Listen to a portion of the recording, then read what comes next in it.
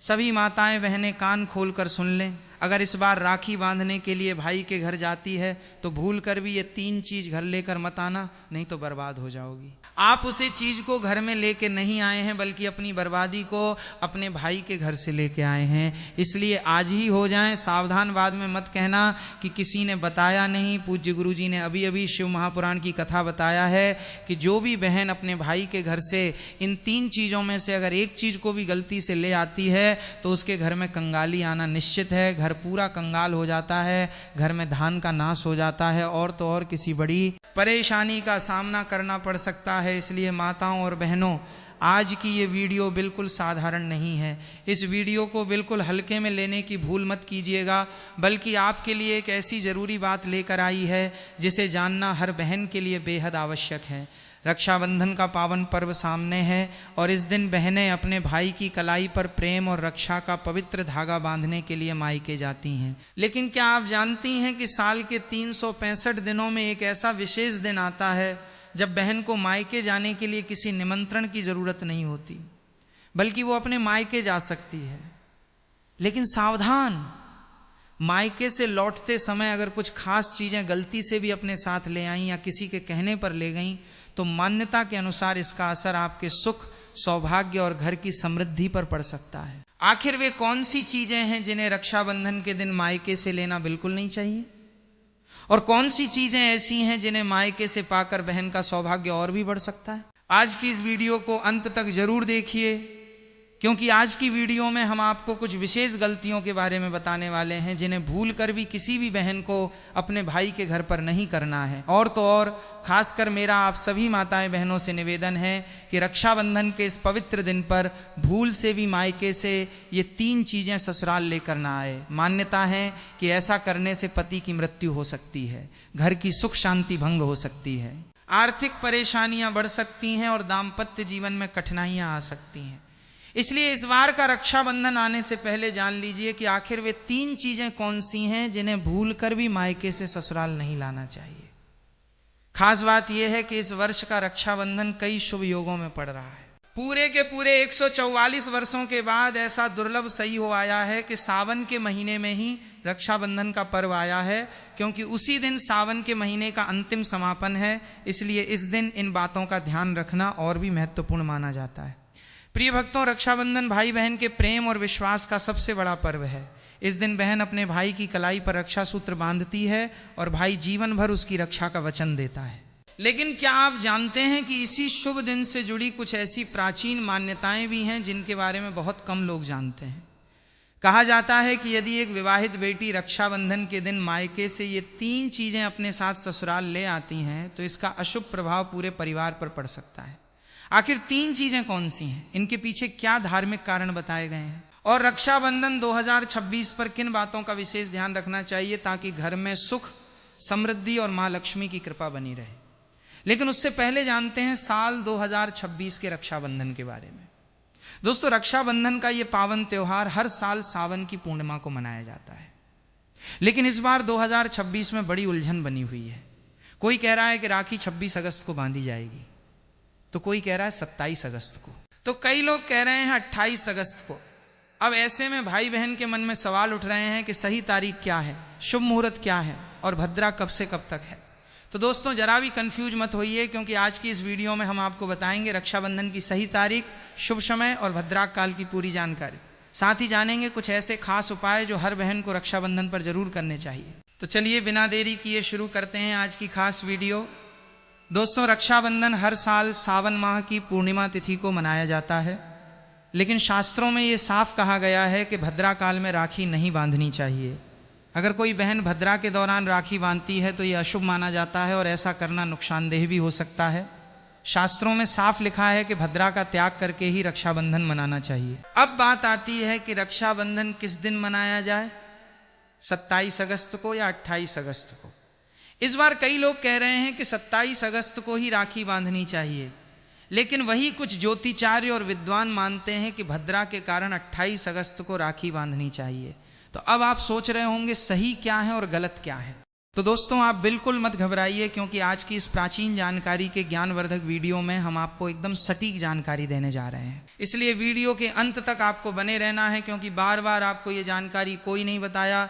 साथ में बताएंगे कि भद्राक काल का समय क्या रहेगा और राखी बांधने का शुभ मुहूर्त कब तक है, क्योंकि रक्षाबंधन एक पावन और भावनात्मक पर्व है और अगर आप इसे सही मुहूर्त में मनाते हैं तो भाई बहन दोनों के जीवन में सुख शांति और समृद्धि आती है। अब बात आती है एक बेहद दिलचस्प और खास जानकारी की। हर बहन को रक्षाबंधन पर अपने भाई को एक गुप्त चीज जरूर ही खिला देनी चाहिए। जी हाँ दोस्तों, ऐसा करने से भाई के घर परिवार में कभी कोई तकलीफ नहीं आती, लक्ष्मी माँ की कृपा बनी रहती है और भाई की तरक्की दिन दुगनी रात चौगनी होती है। ऐसी बहन को भी माता लक्ष्मी का आशीर्वाद मिलता है, क्योंकि ये रक्षाबंधन जिस प्रकार से भाई की उन्नति के लिए शुभ योग के निर्माण में आया, उसी प्रकार उसी का दोगुना बहनों की उन्नति के लिए शुभ माना जा रहा है। भक्तों, इस बार का रक्षाबंधन इसलिए भी खास है क्योंकि इस दिन कुछ ऐसे विशेष कार्य हैं जो हर माता बहन को जरूर करने चाहिए। ऐसे काम जो आपके जीवन में बरकत लाते हैं, भाई की उम्र लंबी करते हैं और धन की वर्षा होती है। दोस्तों, रक्षाबंधन का त्योहार भाई बहन के अटूट प्यार का प्रतीक है। इस दिन बहन अपने भाई की कलाई पर प्यार और रक्षा का धागा यानी रक्षा सूत्र बांधती है और भगवान से भाई की लंबी उम्र और अच्छे स्वास्थ्य की प्रार्थना करती है और भाई भी अपनी प्यारी बहन को हमेशा हर मुसीबत से बचाने का वादा करता है। लेकिन दोस्तों, इस पवित्र रिश्ते के त्यौहार को मनाते वक्त एक चीज का खास ध्यान रखना बहुत जरूरी है और वो है भद्राकाल। शास्त्रों में साफ लिखा है कि भूल कर भी भद्राकाल में राखी नहीं बांधनी चाहिए। अब आप सोच रहे होंगे ऐसा क्यों? तो इसके पीछे एक पौराणिक कथा है। कहा जाता है कि लंकापति रावण ने भी अपनी बहन शूर्पणखा से भद्राक काल में ही राखी बंधवाई थी और फिर क्या हुआ? 1 साल के भीतर ही रावण का पूरा साम्राज्य नष्ट हो गया। इतना ही नहीं, भद्रा जो कि शनिदेव की बहन है, उसे ब्रह्मा जी का श्राप मिला है कि उसके समय में अगर कोई शुभ या मांगलिक कार्य होगा तो उसका परिणाम शुभ नहीं होगा बल्कि उल्टा असर डालेगा। इसलिए दोस्तों, ये गलती आपसे ना हो जाए, राखी सिर्फ शुभ समय में ही बांधें। अब बात करते हैं असली मुद्दे की। साल 2026 में रक्षाबंधन कब मनाया जाएगा?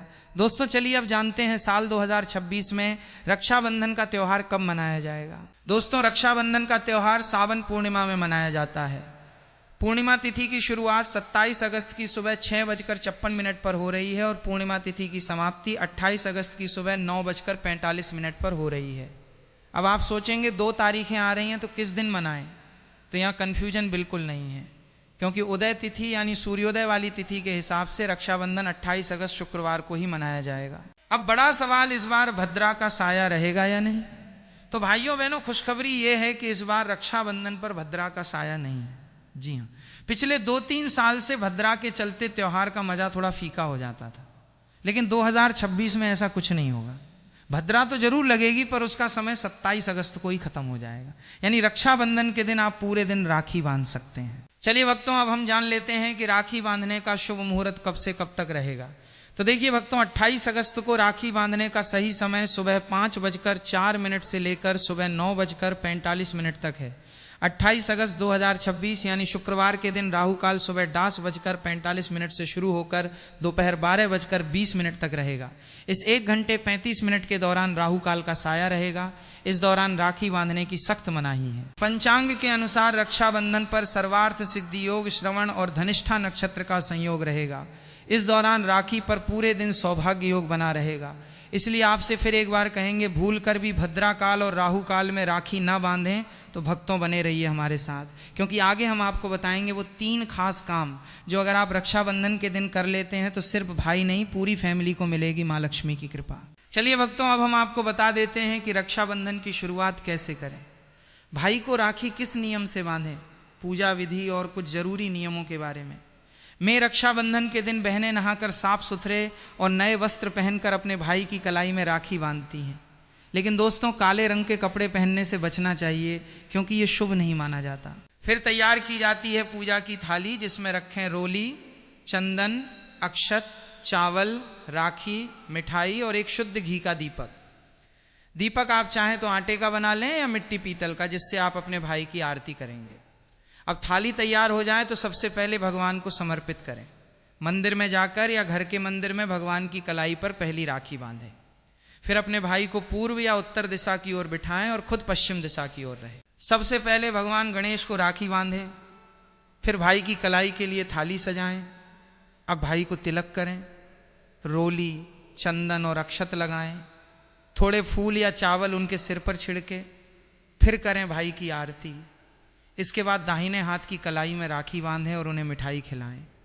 अब भाई भी अपनी बहन से वचन दे कि बहन मैं सदा तेरी रक्षा करूंगा, तुझे कभी दुख नहीं दूंगा, तुझे डांटूंगा नहीं, तेरी हर बात मानूंगा, हर इच्छा पूरी करूंगा। अगर माँ बाप नहीं है तो मैं पिता बनकर तेरा सहारा बनूंगा और माँ बनकर तेरा पालन करूंगा।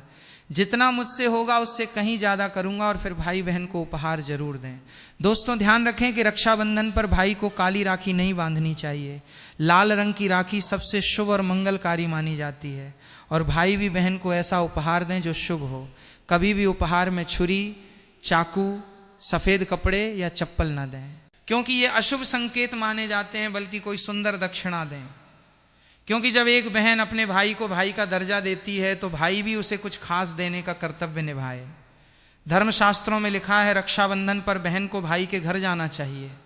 अगर बहन नहीं जाती और भाई खुद आता है तो शास्त्रों के अनुसार बहन को दोष लग सकता है। इसलिए बहनें चाहे बारिश हो, धूप हो, पहाड़ हो, रक्षाबंधन पर भाई के पास जरूर जाएं। लेकिन अगर भाई दूर देश में हो, विदेश में हो या किसी कारणवश आप नहीं जा पा रही तो करें एक काम कि भगवान गणेश को अपना भाई माने और उनके कलाई पर राखी बांधे, थाली में रखें। राखी, रोली, चंदन, मिठाई, अक्षत श्रद्धा से बांधी गई राखी भगवान की कृपा से अपने आप भाई तक पहुंच जाती है। ऐसी राखी सिर्फ एक धागा नहीं होती, वो ईश्वर का आशीर्वाद बन जाती है। तो दोस्तों इस रक्षाबंधन को भूलिएगा नहीं। शुभ मुहूर्त और भद्राक काल का ध्यान रखिएगा और मनाइए ये पावन पर्व पूरे आस्था, प्रेम और श्रद्धा से। दोस्तों रक्षाबंधन के दिन क्या खाना चाहिए और क्या नहीं, ये जानना उतना ही जरूरी है जितना कि राखी बांधना। देखिए रक्षाबंधन कोई साधारण दिन नहीं होता। इस दिन देवताएं भगवान स्वयं धरती पर आते हैं। कहा जाता है कि ईश्वर भी इस दिन अपने भक्तों से राखी बंधवाने आते हैं और भाई की कलाई में उस दिन साक्षात भगवान का वास होता है। इसलिए इस दिन घर में पवित्र, सात्विक और शुद्ध भोजन ही बनाना चाहिए। मतलब प्याज, लहसुन, मांस, शराब